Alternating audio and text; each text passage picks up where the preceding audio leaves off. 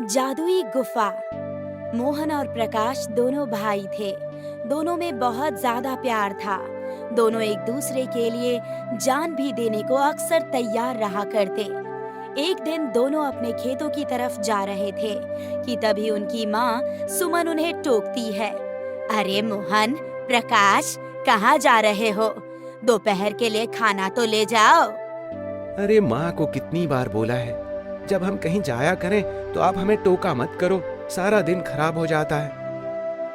और अगर मैं तुम्हें टोकू ना तो जो खाना मैंने बनाया है वो खराब हो जाएगा, उसका क्या? अरे माँ, प्रवचन की जगह अब रोटी दे दो तो हम काम पर निकलें। मोहन और प्रकाश सुमन से खाना लेकर काम पर निकल जाते हैं और सारा दिन खेतों में काम करते हैं।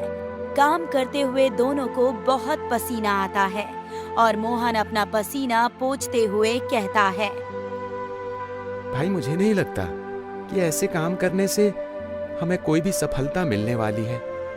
मुझे लगता है कि हमें भी बाकी लोगों की तरह शहर जाना चाहिए। क्या पता वहाँ कोई काम मिल जाए। अरे तूने तो मेरे मुंह की बात छीन ली।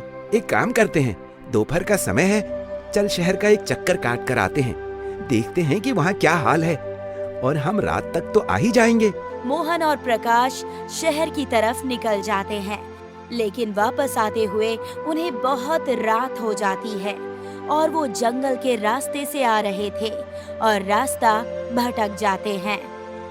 भाई, कब से चल रहे हैं लेकिन हमारा गांव तो आ ही नहीं रहा है। मुझे लगता है कि हम रास्ता भटक गए। लानत है, हम दोनों इस गांव में ही जन्मे, इस गांव में ही बड़े हुए, और अब अपने गांव का ही रास्ता हम दोनों को याद नहीं आ रहा। दोनों आगे की तरफ बढ़ने लगते हैं कि तभी अचानक मौसम का रुख बदलता है और तेज आंधी चलने लगती है और ये देखकर मोहन कहता है, भाई देख, कितनी जोरों की आंधी चल रही है। मैं तो फिर भी संभल जाऊंगा, लेकिन तू कितना दुबला पतला सा है। अगर उड़ गया तो मैं अपनी माँ को क्या जवाब दूंगा? अगर तेरा मजाक हो गया हो तो वो देख, सामने गुफा नजर आ रही है, हम दोनों वहाँ पर आराम कर लेते हैं। मोहन और प्रकाश अब उस गुफा की तरफ बढ़ते हैं। जैसे ही वो उस गुफा में दाखिल होते हैं तो पहले तो वहाँ पर अंधेरा था, लेकिन अचानक रोशनी हो जाती है। अंदर जाने पर उन्हें ठंडक महसूस होती है, जो बाहर की ठंडक से भी ज्यादा थी। तभी गुफा से एक आवाज आती है, स्वागत है तुम दोनों का मेरे अंदर। भूत भाई, ये आवाज कहाँ से आ रही है? हमें ऐसे टाइम पर यहाँ नहीं रुकना चाहिए। मुझे लग रहा है इस गुफा के अंदर या तो कोई चोर डाकू छुपा हुआ है या कोई भूत है। भाई, तू तो डर ही रहा है। नीचे देख, नीचे तेरी तो पतलून गीली हो गई। चल चल चल, जल्दी जल्दी निकलते हैं यहाँ से। निकल तो तुम तब पाओगे ना जब तुम्हें निकलने का दरवाजा मिलेगा, क्योंकि मैंने इस गुफा का दरवाजा बंद कर दिया है। अरे कौन हो भाई? क्यों हमें डराकर हमारी जान निकालना चाहते हो? और अगर हमारी जान भी लेनी है ना तो एकदम से ले लो, डरा डरा कर मत लो। मैं तुम्हारी जान नहीं लेना चाहता, लेकिन मैं एक जादुई गुफा हूं, और अब तुम दोनों के पास निकलने का एक ही रास्ता है। क्या? तुम्हें अपने हाथों से इस गुफा के अंदर की जमीन को खोदना होगा, जिसके बाद तुम्हें यहाँ से एक हथौड़ा मिलेगा, और जैसे ही तुम उस हथौड़े से मुझ पर वार करोगे तो मैं जादुई गुफा से एक आम गुफा बन जाऊंगा, और उसके बाद तुम दोनों यहाँ से निकल सकते हो, और मैं तुम्हें एक उपहार भी दूंगा। अब मोहन और प्रकाश मरते क्या ना करते, दोनों के दोनों गुफा के अंदर की जमीन को खोदने लगते हैं, जिसमें से उनको एक हथौड़ा मिलता है, और तुरंत ही वो दोनों बांके बिहारी का नाम लेकर उस हथौड़े से गुफा पर पहला वार करते हैं। और तभी वहाँ पर एक प्रकाश उजागर होता है और अचानक ही गुफा में एक साधु प्रकट होकर कहता है, मैं वर्षों से इस गुफा में रह रहा था। दरअसल मैं एक साधु हूँ, और मैं प्रभु की तपस्या में इतना लीन हुआ कि मैंने अपने परिवार को त्याग दिया, जिसका विलाप मेरी पत्नी करने लगी, और मरते हुए उसने मुझे शाप दिया कि अब हमेशा के लिए मैं इस गुफा में ही रह जाऊं, और मैं एक जादुई गुफा बन गया, लेकिन आज तुमने मुझे मुक्त कर दिया है। साधु ये कहता है और तभी एक छोटा सा पत्थर मोहन प्रकाश को देता है। ये लो, ये जादुई गुफा का पत्थर है, मेरी तरफ से तुम दोनों के लिए। अब तुम यहाँ से निकल सकते हो। अरे बाबा जी, हमें तो लगा था कि आप हमें कोई हीरा चांदी देंगे और आप हमें ये दे रहे हैं। इतने पत्थर दिल हैं क्या आप?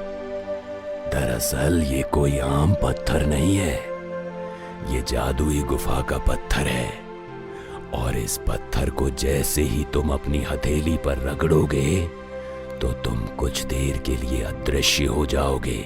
लेकिन इसका इस्तेमाल एक समय में एक ही व्यक्ति कर सकता है, और जैसे ही पहर बदलेगा, यानी सुबह की दोपहर होगी या शाम की रात होगी, तो तुम वापस सबको दिखने लगोगे।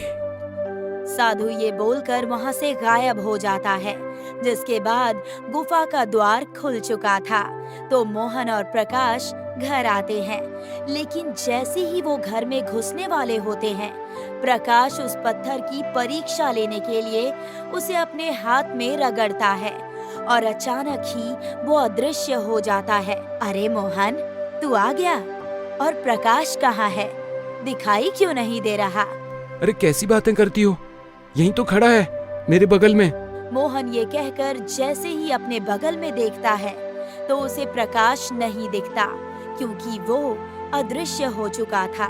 ये देखकर अब मोहन बात को संभालते हुए कहता है, माँ आप जानते ही हो ना, प्रकाश कितना आवारा है, जरूर अपने दोस्तों के साथ इधर उधर निकल गया होगा। मोहन की ये वाली बात सुनकर प्रकाश उसे घूंसा मारता है।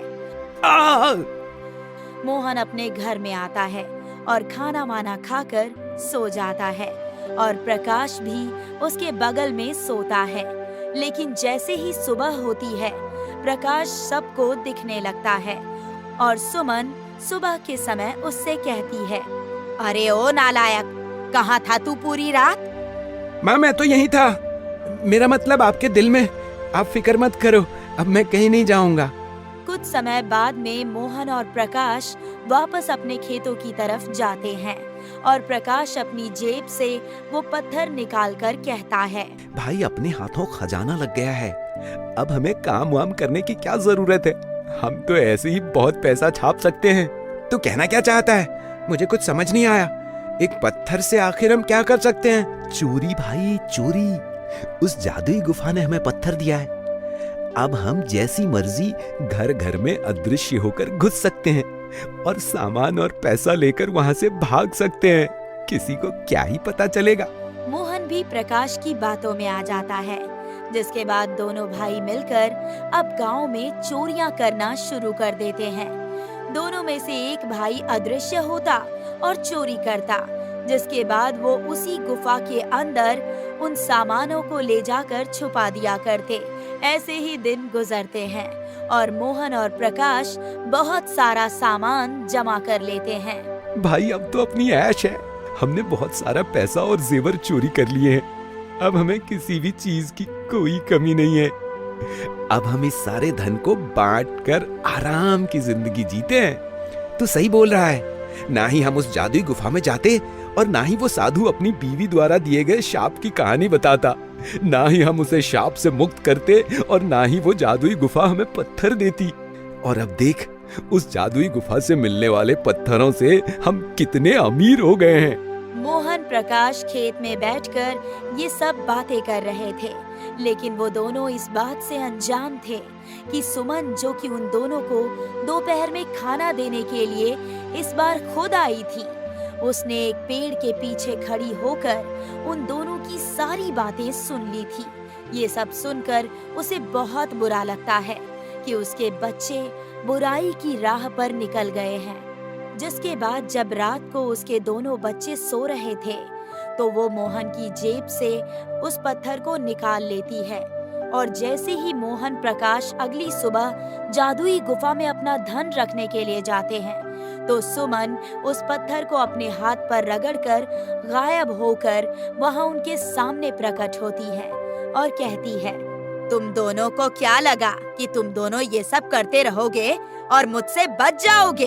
अब तुम कौन हो? और तुम तो आदमी थे ना, तो तुम्हारी आवाज औरत की कैसे हो गई? और तुम तो मुक्त हो गए थे, तो फिर यहाँ कैसे? मूर्खों, तुम्हें जादुई पत्थर लोगों की मदद करने के लिए मिला था, ना कि ये सब काम करने के लिए। तुम्हें इसकी सजा तो भुगतनी ही पड़ेगी।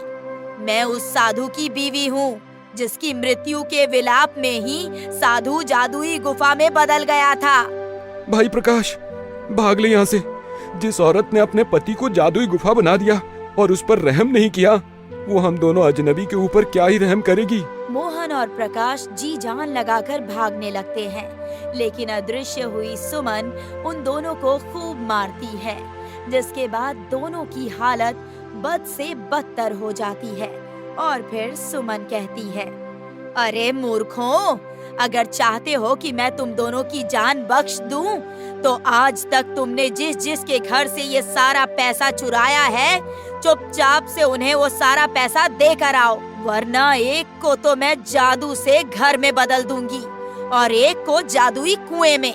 मोहन और प्रकाश दोनों बहुत डर जाते हैं, जिसके बाद वो सारा सामान जहाँ जहाँ से उन्होंने चोरी किया था वहाँ पर वापस छोड़ देते हैं। सुमन भी भोली भाली सी बनकर एक पहर के बाद वापस आ जाती है और उस पत्थर को मोहन के कुर्ते में वापस डाल देती है। लेकिन अब मोहन और प्रकाश को अक्ल आ गई थी और वो समझ गए थे कि उस जादुई पत्थर का इस्तेमाल हमेशा अच्छे और भले कामों के लिए करना है, वरना वो जादुई गुफा उन्हें सजा देगी, जो कि असल में खुद उनकी माँ सुमन ही थी।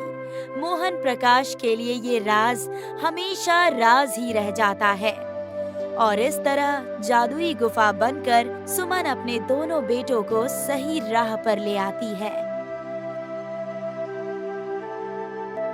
चंदन नाई को बिलासपुर गांव में सब जानते थे और जानते भी क्यों नहीं, गांव में हर कोई उसकी दुकान पर बाल कटवाने जाया करता था। एक रोज चंदन नाई गांव के एक आदमी भोला के बेहद करीब आकर उसकी दाढ़ी बना रहा था, तो भोला उसे घूरते हुए बोल पड़ता है, अरे चंदन भाई, अब क्या हमारे शरीर में घुस जाओगे? तनिक दूर होकर दाढ़ी बनाओ यार। माफ करना भोला भाई, दूर से जल्दी दिखता नहीं है ना, इसीलिए। ये उम्र का तकाजा है चंदन भाई, और कुछ नहीं। अपने बेटे को कहो कि काम में तनिक हाथ बटाए। भोला भाई, आजकल के बच्चे कहाँ किसी की सुनते हैं। वो तो दुकान पर भी बड़ी मुश्किल से आता है, तो भला मेरा हाथ क्या बटाएगा। तो उसको समझाओ भाई, कब तक इस दुकान को अकेले चलाओगे? दोनों की बातें जारी होती है। तभी चंदन का बेटा राघव वहाँ खाना लेकर आता है। पापा, माँ ने खाना भिजवाया है, यहाँ रख कर जा रहा हूँ, खाना मत भूलना। अरे राघव बेटा, कौन सी गाड़ी छूटी जाती है तुम्हारी? तनिक दुकान में भी अपने पिता का काम संभाल लिया करो। दुकान संभालने के लिए पापा तो हैं भोला काका, तो मेरी यहाँ क्या जरूरत। बिटवा, दुकान पर रहोगे तो काम भी तो सीखोगे ना। कल को अपने पिता की जगह तुम ही तो ये काम संभालोगे ना। ये कैसी बात कर रहे हैं काका आप? अब नाई का बेटा नाई ही बने, ये जरूरी तो नहीं है ना। राघव की ये बात सुनकर भोला को बड़ी हैरानी होती है। तभी वहाँ और भी ग्राहक आ जाते हैं, तो चंदन नाई उनके बाल काटने में व्यस्त हो जाता है। इस बात का फायदा उठाकर भोला वहाँ से निकलने लगता है। तभी राघव उसके सामने आकर खड़ा हो जाता है। अरे काका, कहाँ भागे जा रहे हैं? दाढ़ी बनाने के पैसे तो देते जाओ। तुम भी अभी तक यहीं हो बिटवा? हमको लगा निकल गए होगे। हाँ, तभी तो आप बिना पैसे दिए यहाँ से निकल रहे थे। ना ना बिटवा, ऐसी कोनो बात नहीं है, हम तो बस अभी दे रहे हैं पैसे। नाई का बेटा तो बहुत चतुर है। सोचे थे आज पैसे नहीं देने पड़ेंगे, लेकिन अब तो कौनो बहाना भी नहीं बना सकते। क्योंकि अब नाई का बेटा सामने ही खड़ा था, इसलिए भोला को न चाहते हुए भी उसे अपनी जेब से पैसे निकालकर देने ही पड़ते हैं। जिसके बाद भोला वहाँ से मुंह बनाते हुए चला जाता है। चंदन नाई जितना भोला था, उतना ही चतुर और चालाक उसका बेटा राघव था। राघव हमेशा से चाहता था कि वो एक बड़ा आदमी बने, अपने पापा की नाई की दुकान संभाले। इस बात को लेकर घर में अक्सर बहस हुआ करती थी। एक रोज चंदन थका हारा घर आता है तो उसकी पत्नी शांति की नजर उसके हाथ पर जाती है जिस पर पट्टी बंधी हुई थी। तभी वो घबरा कर पूछती है, अरे आपके हाथ पर पट्टी कैसी? आपको गहरी चोट तो नहीं लगी ना? दिखाइए मुझे। अरे भाग्यवान, चिंता मत करो। अब वो दाढ़ी बनाते हुए उस तरह लग गया हाथ में तो खून निकल आया। घबराने की कोई बात नहीं है। पापा, आपको संभल कर काम करना चाहिए, लेकिन आप ध्यान ही कहाँ देते हैं। इतनी ही चिंता है अपने पापा की तो तू दुकान पर इनकी जगह क्यों नहीं जाता? बड़ा हो गया है तू, अपने पापा की थोड़ी तो मदद कर ही सकता है उनके काम में। अपनी जिम्मेदारी कब समझेगा तू? मैंने कितनी बार कहा है कि मुझे नाई का काम सीखने में कोई दिलचस्पी नहीं है। अब जिस काम में मेरा मन ही नहीं लगता उसे करने का क्या फायदा है।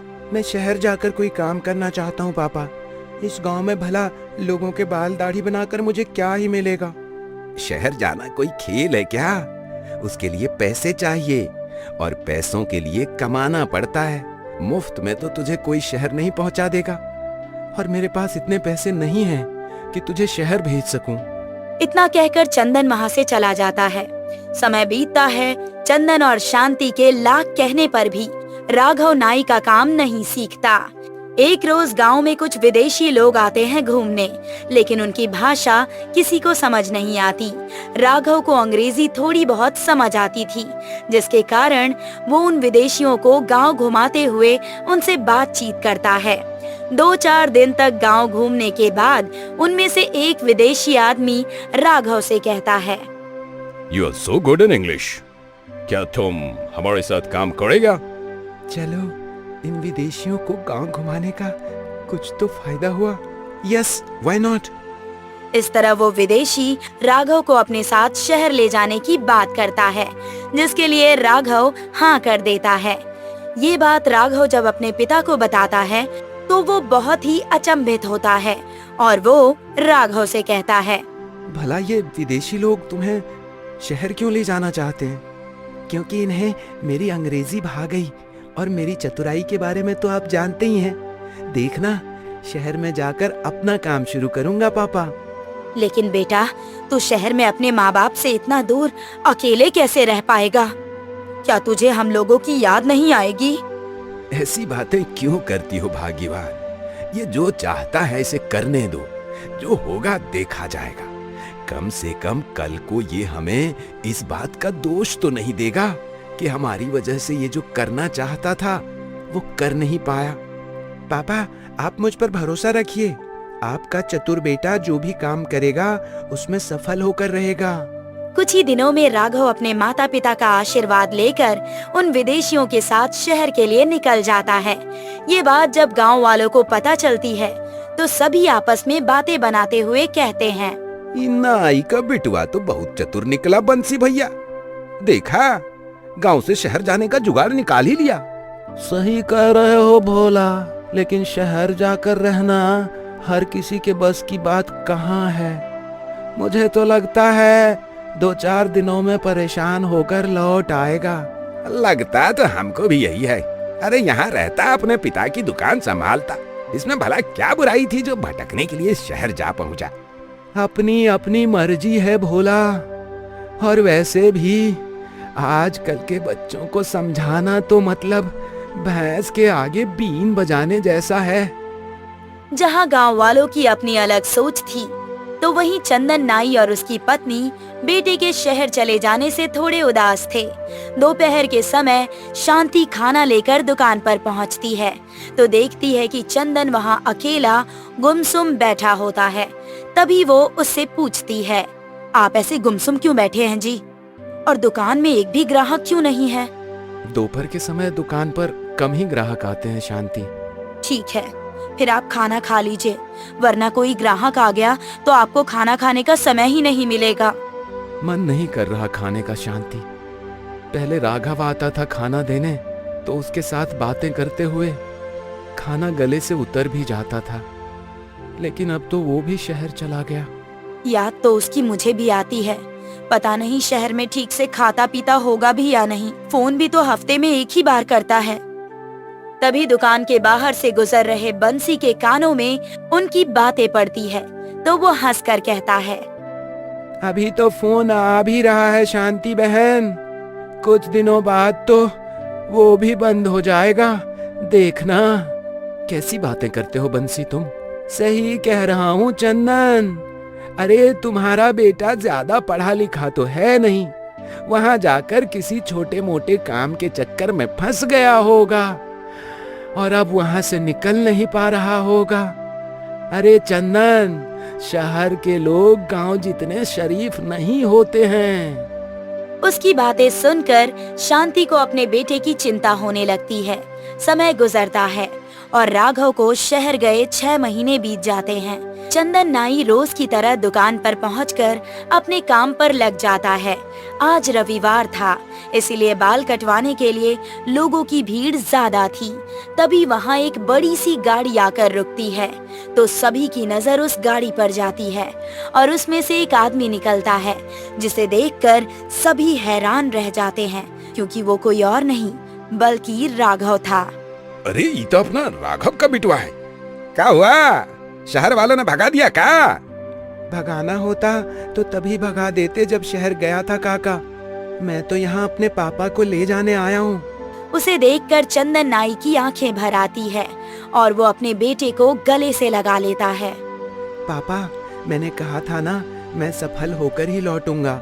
शहर में मैंने अपना खुद का एक गैरेज खोला है, जिससे अब मैं अच्छा खासा कमाने लगा हूँ। क्या बात है, नाई का बेटा तो चतुर के साथ साथ बहुत होशियार भी निकला। मुझे गर्व है अपने बेटे पर। तू सही कहा करता था, नाई का बेटा नाई ही बने ये कोई जरूरी नहीं। चल बेटा, तेरी माँ भी तेरी राह देख रही होगी। तभी दोनों वहाँ से घर जाते हैं और राघव को देखकर शांति की आंखों को मानो सुकून सा मिल जाता है। कुछ दिन गांव में रहने के बाद राघव अपने माता पिता को भी शहर ले जाता है और बुढ़ापे में उनके दिन आराम से गुजरते हैं। तो ऐसे ही मजेदार कहानियां सुनने के लिए हमारे चैनल को लाइक, सब्सक्राइब और शेयर जरूर करना।